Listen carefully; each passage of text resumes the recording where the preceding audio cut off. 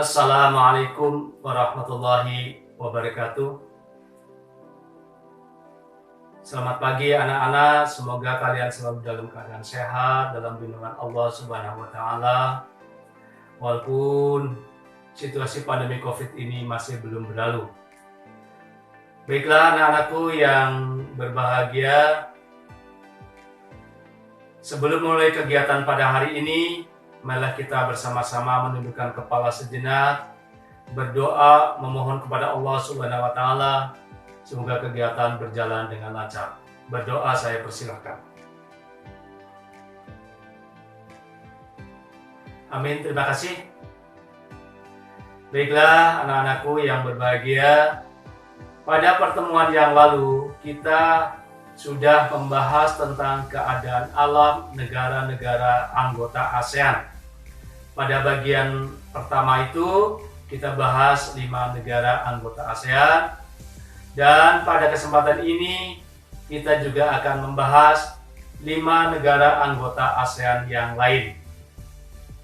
Nanti kalian silakan simak tayangan, dan di akhir tayangan ada tugas yang harus kalian kerjakan. Kemudian juga kalian kumpulkan, kalian unggah atau upload di Google Classroom. Atau juga bisa difoto kemudian dikirimkan ke WA atau dikumpulkan ke sekolah. Baiklah anak-anakku, silakan kalian simak tayangan berikut ini.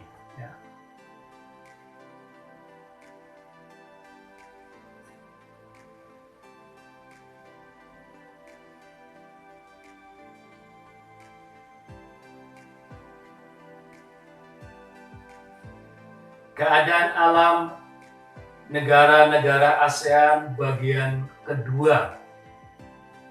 Jadi merupakan kelanjutan dari materi pertemuan yang lalu ya, tentang keadaan alam negara-negara ASEAN.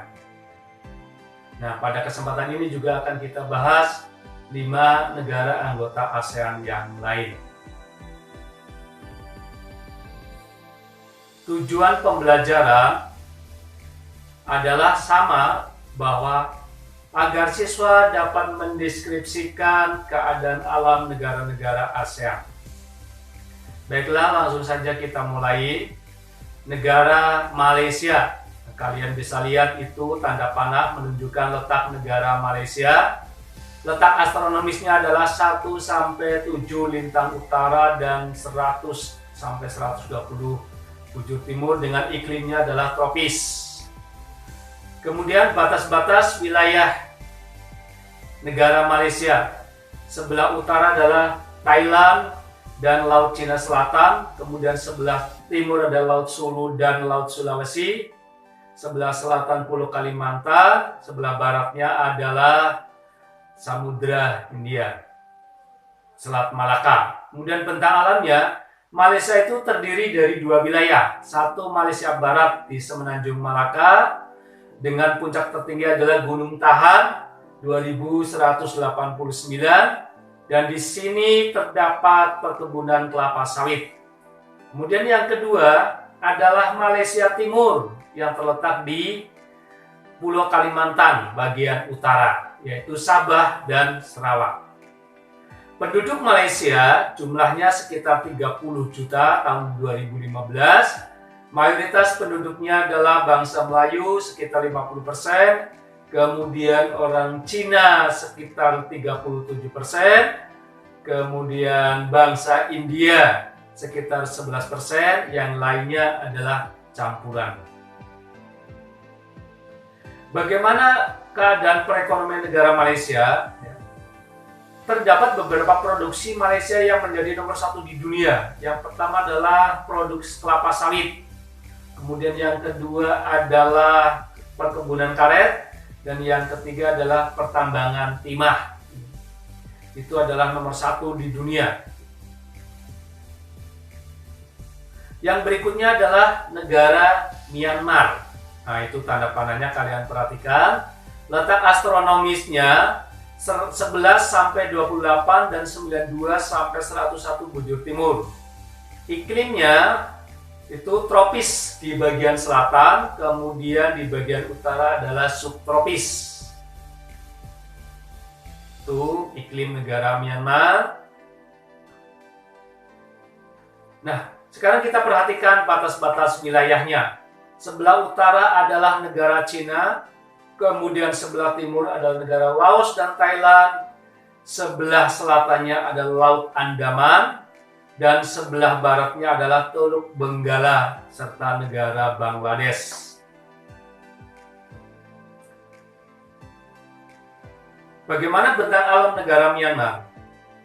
Terdiri dari 2 lipatan pegunungan dan patahan di sebelah timur, dengan sungai utama adalah Irrawaddy dan Salween. Penduduknya mayoritas adalah suku Burma, sehingga dulu adalah negara Burma. Perekonomiannya, mayoritas penduduk negara Myanmar adalah petani. Jadi mayoritas penduduknya adalah petani. Yang berikutnya adalah negara Singapura. Nah, itu negara kecil di sebelah selatan Malaysia, ya. Letak astronomisnya aja hanya 1 lintang dan 1 bujur derajat. Kemudian iklimnya tropis. Kemudian batas wilayahnya, Singapura itu adalah negara pulau dengan batas sebelah barat dan utara itu adalah Selat Johor antara Malaysia dan Singapura. Kemudian sebelah timur dan selatannya adalah Singapura, Selat Singapura dengan berbatasan dengan Batam, Indonesia. Bentang alamnya sebagian besar, ya, Malaysia itu adalah negara pulau dan kota. Singapura adalah negara pulau dan kota, bentang alamnya hampir seluruhnya relatif datar. Titik tertinggi hanya 178 meter, yaitu di Gunung Timah. Penduduknya, Singapura itu juga sedikit, hanya 5,5 juta, dengan mayoritas 78% adalah orang Cina, Melayunya adalah sekitar 14%, kemudian Indianya 7%.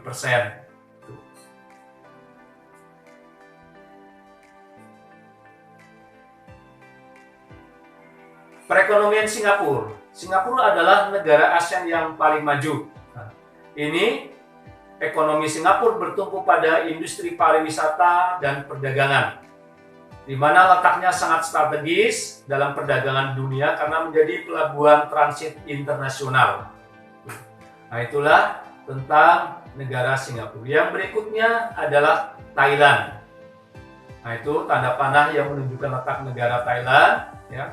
Letaknya adalah 6-21-97-106 bujur timur, kemudian iklimnya tropis dengan batas-batas wilayah sebagai berikut.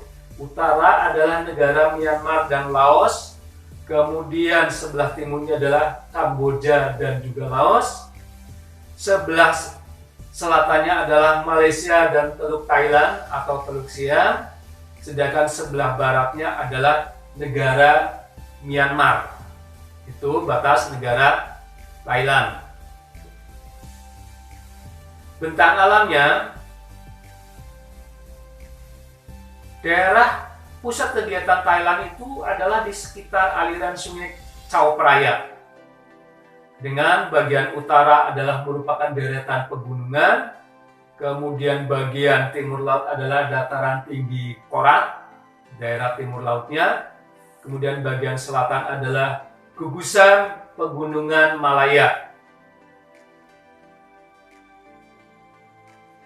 Penduduknya jumlahnya sekitar 65 juta, mayoritas adalah bangsa Thai sekitar 75%. Dan perekonomiannya, penopang utamanya adalah pertanian dengan hasil utamanya adalah beras. Tapi di Thailand sebelah utara terdapat Golden Triangle, segitiga emas yang merupakan penghasil opium. Yang berikutnya adalah negara terakhir yaitu Vietnam.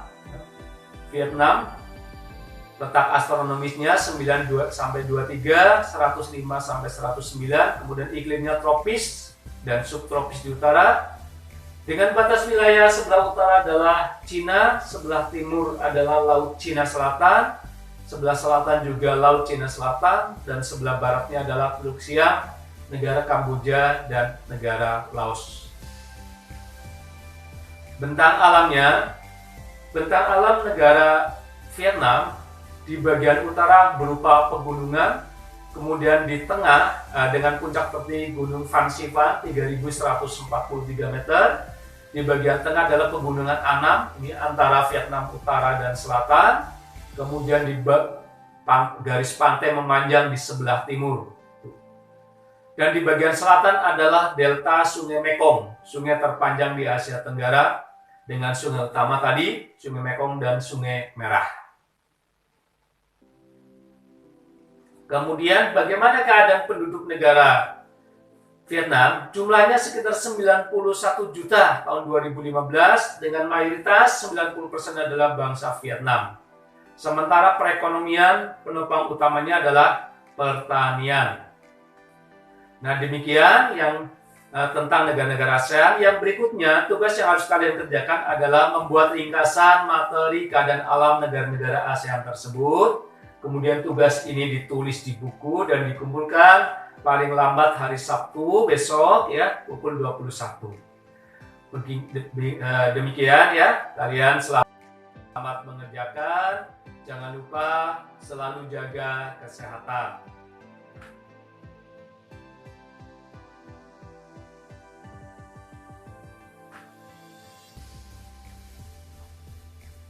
Baiklah anak-anak, demikian sekilas tadi 5 negara ASEAN yang lain ya. Dengan sedikit materi ini bisa kalian kembangkan dari sumber-sumber lain, apakah dari internet, dari buku paket, atau dari majalah maupun dari koran yang bisa kalian temukan di mana saja. Anak-anakku, sebelum kita akhiri pertemuan pada hari ini, marilah kita bersama-sama menundukkan kepala sejenak, mengucapkan rasa syukur kita kehadirat Allah Subhanahu wa taala. Jangan mengucapkan alhamdulillahirabbil alamin. Sekian atas perhatiannya. Terima kasih. Assalamualaikum warahmatullahi wabarakatuh.